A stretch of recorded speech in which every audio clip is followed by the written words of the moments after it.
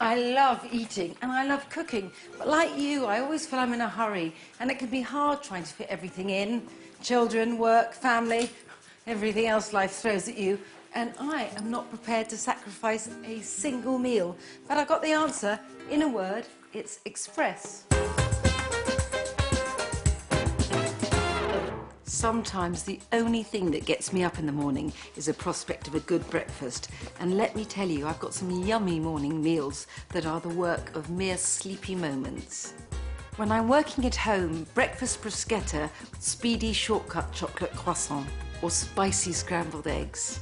And there's my ultimate get-up-and-go breakfast, a wake-up, shake-up, go-get-'em smoothie. For a weekend brunch, a first-thing frittata party, complete with my pussyfoot cocktail. And fast and fabulous, my instant mix pancakes with blueberry syrup. Work days, weekdays, weekends, I've got breakfast and brunch nailed the express way. This breakfast is one of the world's best hangover salves, but I speak from a clear conscience, and what's more, a clear head. I'm just making it because I love it. It's really spicy scrambled eggs. Pan on, bit of oil in the pan, 1 tablespoon. And I am going to roll up and then snip some soft corn tortillas in the pan. Normally, I'd be making toast to have with my scrambled eggs, but I am going to concertina the toast and eggs together so that I have toast in my scrambled eggs. Okay, well that's going on. I'm just going to get on with a bit of chopping. 1 spring onion. It's the morning. I don't mind how you chop it. Don't be hard on yourself. A chilli. Now, the bigger chilies are actually milder than the small ones, which is why this is not as odd as it looks. Anyway, like a bit of heat in the morning. Chop the chilli. Oh, this is what I feel should go in next. Just 1 tomato. Now, the one thing I would say is it's not nice when the seeds go into the eggs because it makes everything too runny. So I'm going to gouge out the seeds, making a bit of a mess as I do so. I mean, I'm going to have to clean this up later anyway, so I'm not going to worry about adding to the mess. And I think in almost one syncopated move, I could be getting out these golden shards of fried tortilla and begin to fry my chopped spring onion, chilli and tomato. Perfect. The eggs, 4 eggs, treat myself, in a bowl.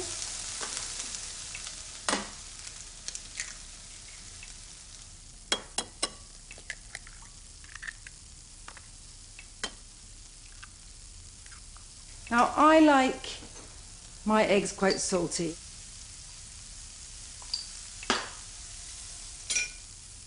So whisk these together, just whisk to mix. And now just scramble the eggs with those lovely bits of red and green. It pays to be vigilant with scrambled eggs because they can overcook very quickly, and I love them. Almost runny. Oh, the softness of this golden egg against the crispness of the golden tortilla. We're on. Perfection.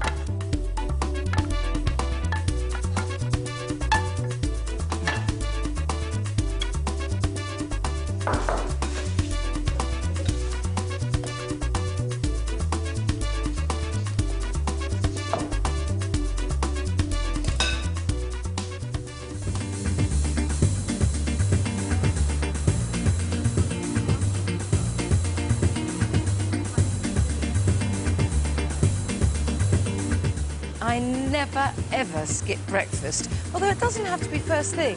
What I quite like is having something to eat after the school run, or rather in my case, the slow walk. And actually, we passed the baker on the way to Mimi's school, so I like to pop in and then get something delicious to have when I'm home.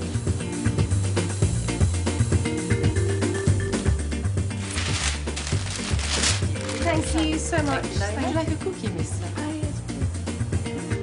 You're welcome. Have a lovely day.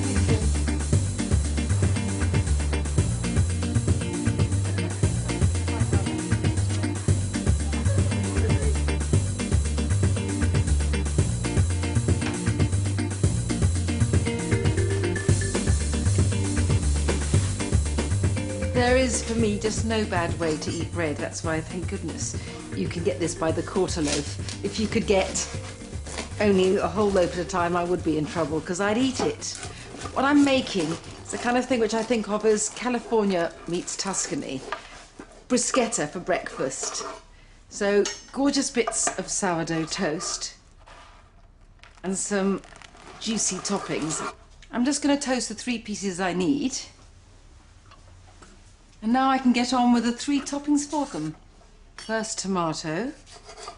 I keep everything in, all the seeds. Bit of roughage in the morning. This is a rather juicy, good tomato as well. That's the first of my bruschetta toppings. On to the second. This is really a kind of lazy hummus and is glorious, squidged on top of sourdough toast. Some chickpeas. Let's get all the juice out of them.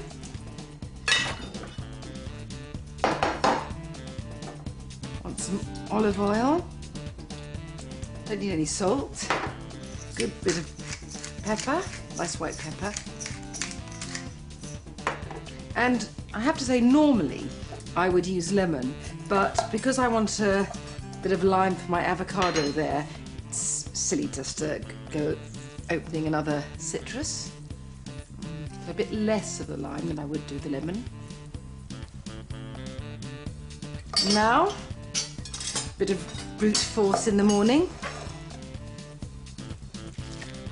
Quite satisfying work too.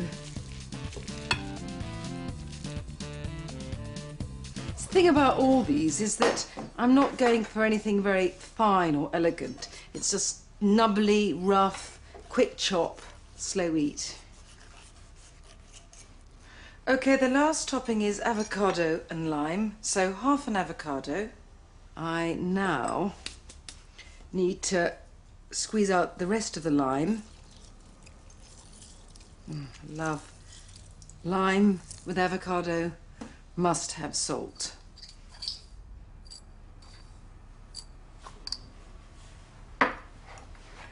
I like these Hassa avocados, the way that it really scrapes. The thing about avocado is I feel it's a bit like putting moisturiser on, only the nice way, eating it rather than on the surface. With a fork, get my toast at the same time. There, oh, how lovely this is going to be. So, bit of a rough mashing and mixing of the avocado. And then, in the order they were begun, first tomato, a bit of oil on the toast for the tomatoes. The avocado I think is oily enough, and I've already put some oil in the chickpeas. And now I'm going to heap the avocado on this bit of toast. Warm, crunchy toast, soft, smooth avocado. Oh good, I'm going to have some left for later too. Very good early morning work.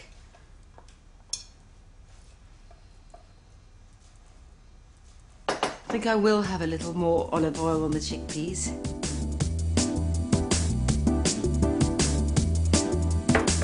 I like to make every meal count, and this is what I call a proper desk-bound breakfast.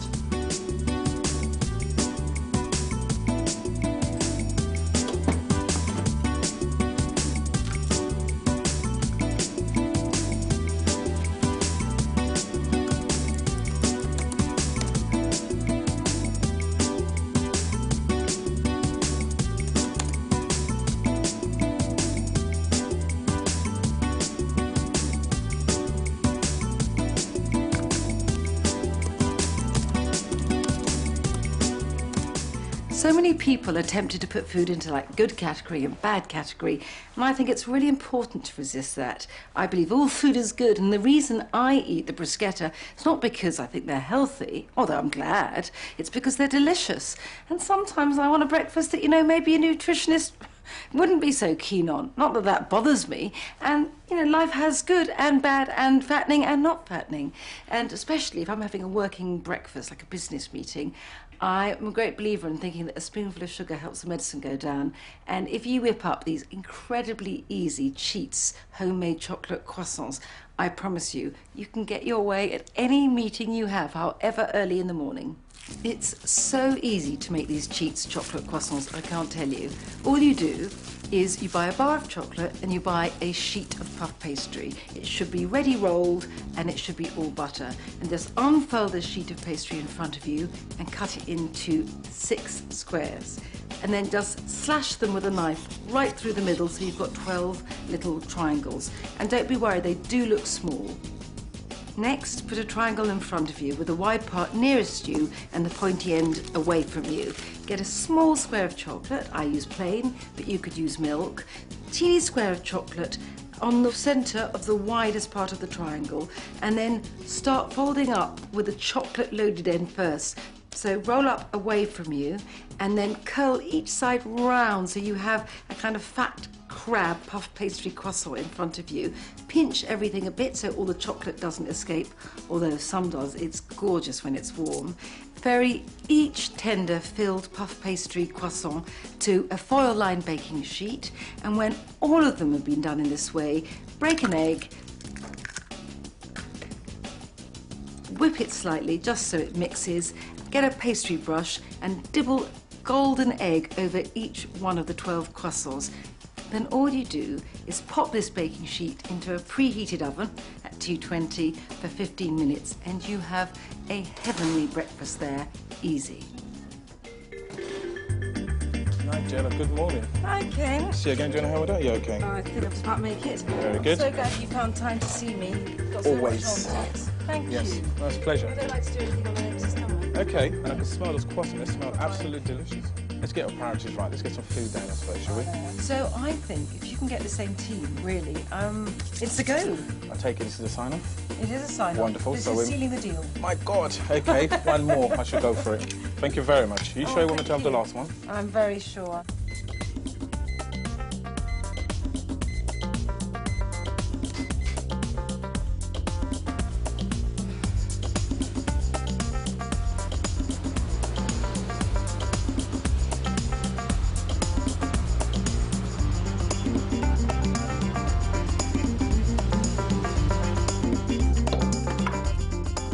There are some days when I just don't have time to cook anything for my breakfast, and this is a saviour on just such an occasion. 1 banana, chopped and stashed in the freezer, and it's the basis for my go-get 'em smoothie. When you've had this, you can face anything. It's food and drink in one. The fact that the banana's frozen means you don't need to bother with ice cubes, and it keeps everything lovely and creamy. 150 mils of milk. Whatever milk you want is fine by me.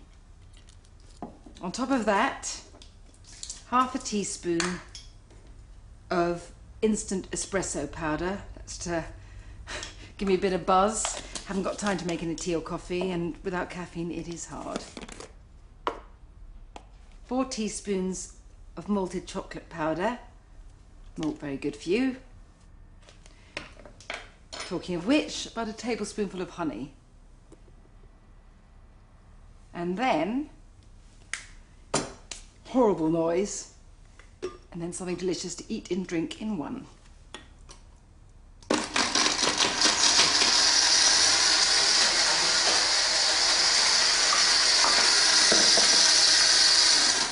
I'm going to have this en route, otherwise we'll be in trouble.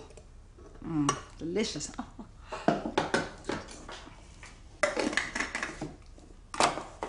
I can face the day now. Good.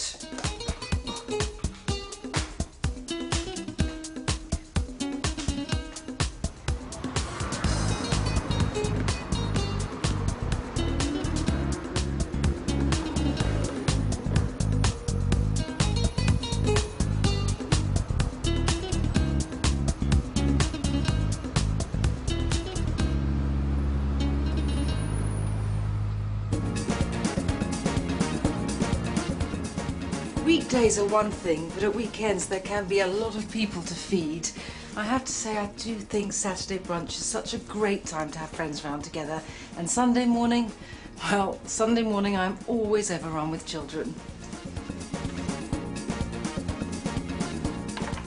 I am aware that the idea of inviting people over for breakfast at 10 o'clock on a Saturday morning sounds completely bonkers. But you have to trust me, my frittata party is a complete doddle.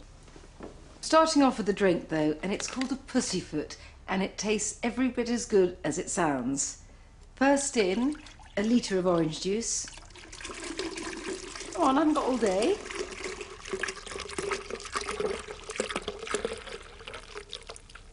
And then the same amount, a litre of grapefruit juice. I like the pink. And you can see why this would make a great breakfast drink.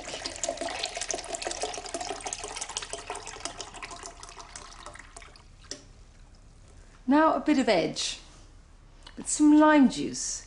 And yes, the fruit juice comes out of a carton and the lime juice out of a plastic bottle. It's Saturday morning and this tastes great. So 3 tablespoonfuls of that, and then some sweet with some grenadine, which is really just a red fruit syrup, much beloved by bartenders. And this is the magic touch.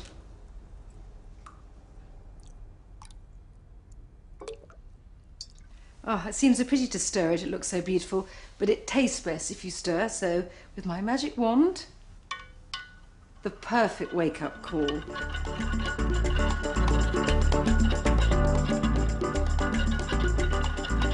So it's into the fridge with this, and on with the omelettes.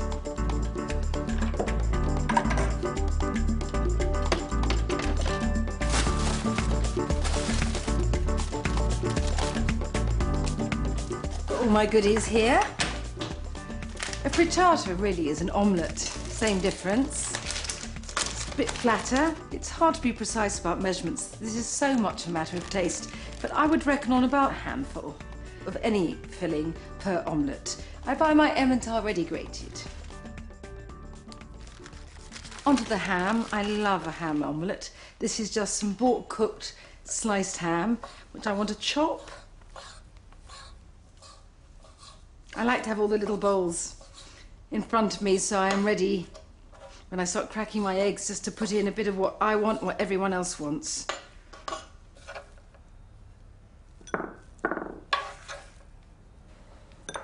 That's the ham filling. Ooh, now my spicy one. Some red chilies. It's wise to de-seed them. Although I love the traditional fillings for omelettes like cheese and ham, I have to say having a really hot, spicy one gives a party a real edge. Gonna chop away now.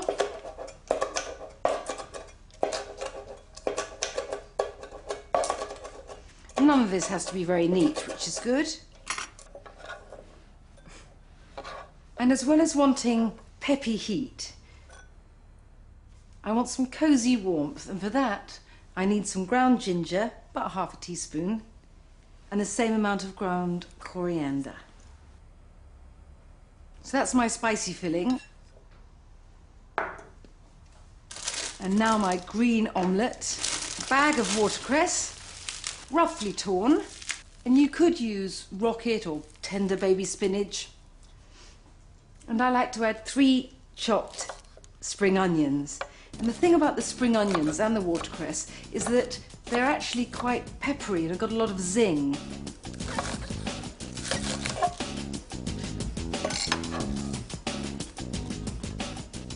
We start the weekend off with a bang.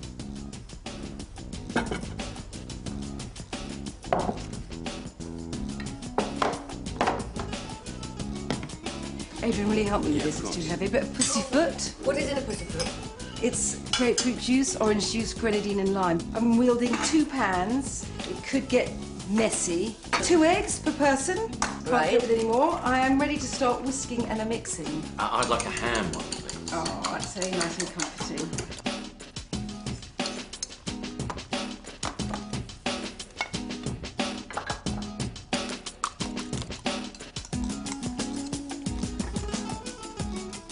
I like this as a way of starting the day. It makes everything manageable, don't you think? Bit of bonhomie round the kitchen. Still have an early night. You like to be in bed by 9. 9? 7:30.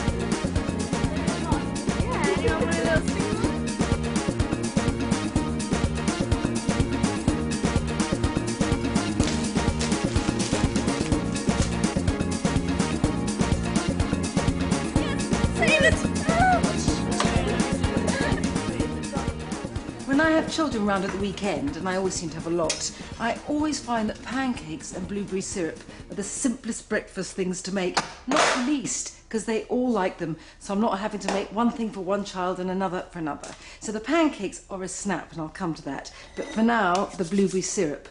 It's a good way of making children eat fruit. Very simple, 2 ingredients, about 125 mils of maple syrup there, and about 200 grams of blueberries. Now the idea is that as the maple syrup heats, so do the blueberries, and then when they get really hot, they begin to pop and the two merge together to become a sauce.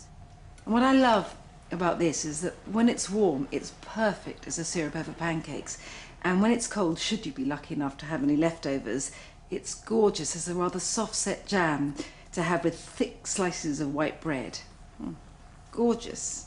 The thing about this that I find very reassuring is that you're not adding any sugar, just blueberries and maple syrup, both of which are meant to be very good for you. At least I hear that and I like to believe it.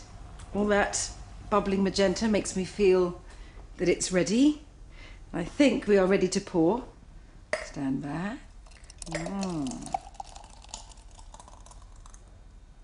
So that's the syrup done. And as for the pancakes, I have the technology at my fingertips. Here it is, the thing that's going to make your life easier. What it is, it's my homemade instant pancake mix. And it's so easy to make, a couple of minutes work, and then frankly, you are given a few lines at the weekend. In here, I've got 600 grams of plain flour, and into this I mix 50 grams of baking powder. I then add 2 teaspoons of bicarb, just 1 teaspoon of ordinary salt, and finally I put in 50 grams of caster sugar, but you could use ordinary sugar.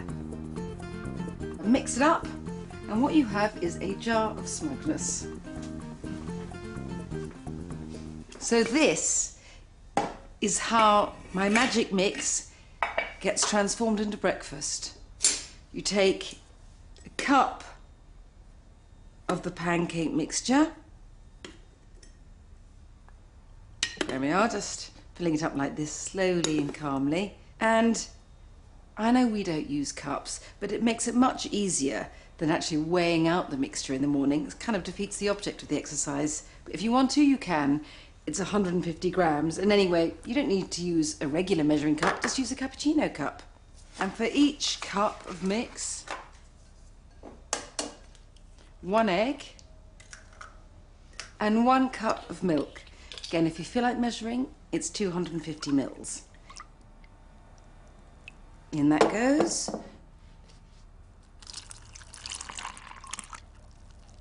Bit of light whisking.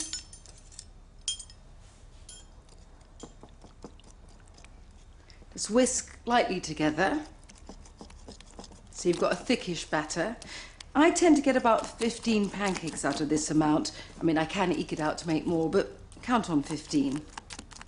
There's one small step that I think is crucial for pancakes, and it's a very easy thing as well, which is simply, I want a tablespoon of melted butter. It's about 15 grams, again, if you're in the measuring mood.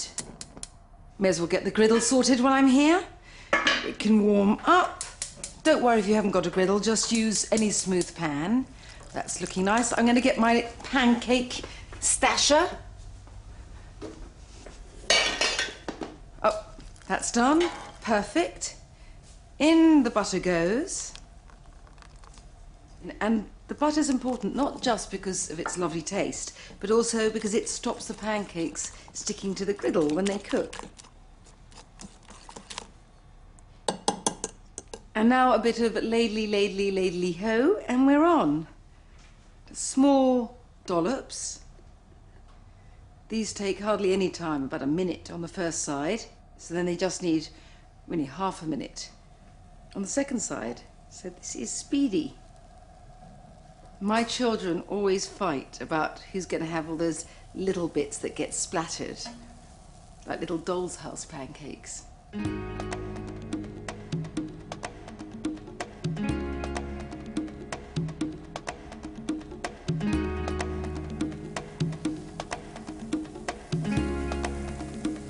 And then you can tell when to turn them because small bubbles start appearing all over the surface. So these should be ready to flip now. Perfect.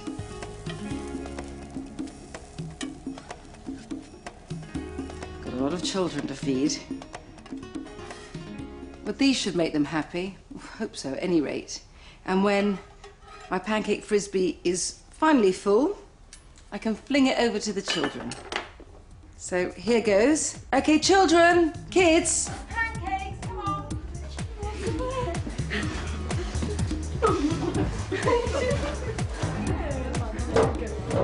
Pancake. Olivia. Thank you. I'll eat it for you. No. What about me? Okay, the giggly girls.